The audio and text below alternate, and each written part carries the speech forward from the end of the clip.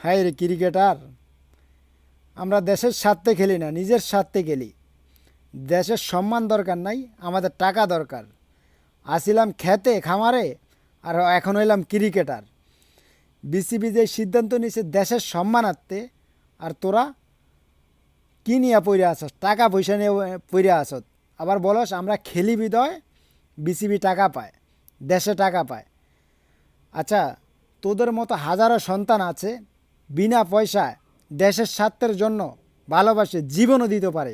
তোদের মতো কুত্তা যদি টিমে থাকে, তাহলে টিম এমনিতে ধ্বংস হয়ে যাবে, দেশের অপমানই হবে। তোরা হচ্ছে দালাল, ভারতের দালাল। শুধু একটা কথাই বলবো, যেখানে একজন মোস্তাফিজ নিয়ে এত কথা বলে, সেখানে কেউ মুখ খুললো না। তোরা দালালি করতে গেলি কে রে? আসলে কি তোদের খেলার যোগ্য না? তোরা হচ্ছে চাষা, বিভিন্ন চাষা। মালদ্বীপের ভিসা খোলা আছে, তাড়াতাড়ি চলে আয়, এইটি সবচেয়ে উন্নত হবে। মালদ্বীপের ভিসা ইয়াতে আছে, মাছ, এখানে মাছের চাষের ইয়ে আছে, চাকরি না পাইলে আমি দেব, ওইখানে কাজ কর। তারপর আমরা তোদের টিমকে সাপোর্ট করবো না। শালা লুচ্চা।